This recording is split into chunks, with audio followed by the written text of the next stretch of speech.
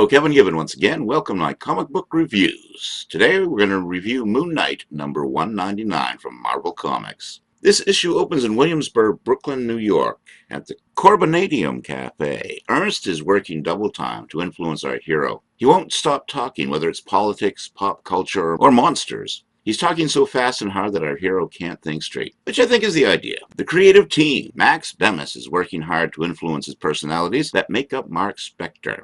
He cleverly keeps the reader guessing as we see Mark with varied, confused, and angry looks. We don't know if Mark is starting to believe this makeshift Nazi or not. A comic book that is mostly talk manages to keep us glued until the final page. Not much action here, but fans of Mark Spector will be kept wondering if he can keep his senses with this verbal onslaught that could take him to the brink. Great stuff includes Ernst getting under Mark's skin, and Moon Knight's confusion for whether or not a young man is an actual monster or not. Paul Davidson gives us the right blend of over-the-top images and realistic depictions that only enhance the surreal tone of this story. A slightly cartoony feel, and the strong snowfall throughout the issue keeps us slightly out of focus, which is where the team wants to keep us.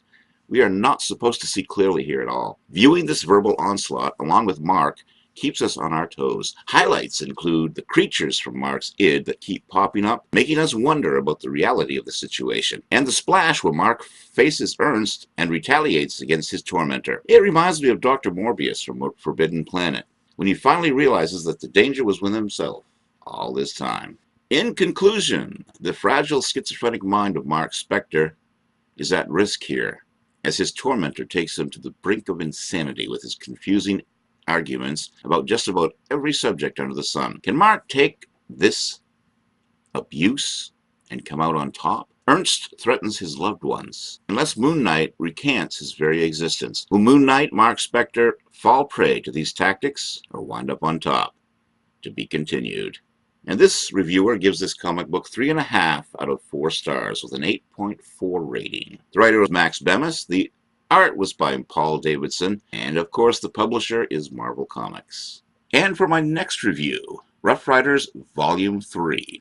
I don't know if the superhero crowd can get into this one, even though they should. Our 26th president led as exciting a life as Bruce Wayne or Tony Stark, only he was real.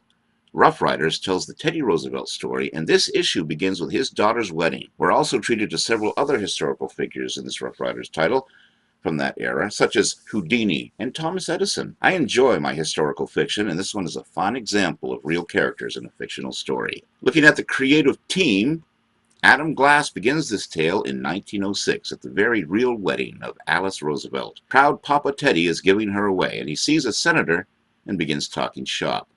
This infuriates Alice, who chastises him for discussing work on her most important day. It's a fun intro that draws us into the very real world of the founder of the Bull Moose Party and his day-to-day experiences. And then we get a hint of the story to come as Harry Houdini arrives after the ceremony to discuss a mystery. We learn that there's some animosity between the president and the escape artist as the two discuss how time has not healed past wounds.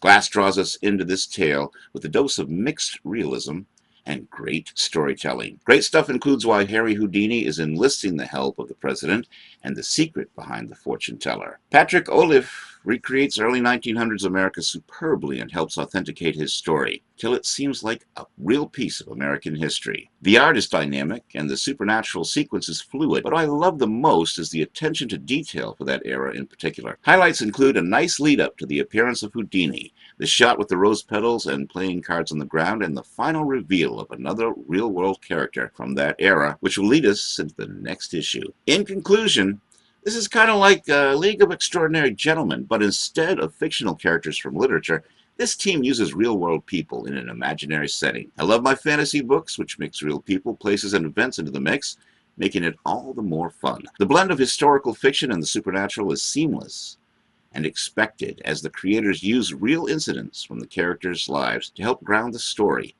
The issue serves as a build-up for what is to come, and at first seems to be just a standard ghost story, until the final page when we meet. To be continued. The writer was Adam Glass, the art was by Patrick Oliff, and the publisher is Aftershock Comics. Look for it. And that was our show for today. I'm Kevin Gibbon for Comic Book Reviews. Join us next time when we review 2 more comic books. I review comic books and have columns on 2 sites. the Comics for Sinners website, and the Comics Crusaders website. Check them out. Check out my reviews and check out my columns. If you like what you read, let me know in the comments section below. If you don't like it, let me know too. Let me know what you liked, what you didn't like. My comic book reviews for Comic Crusaders and Comics for Sinners.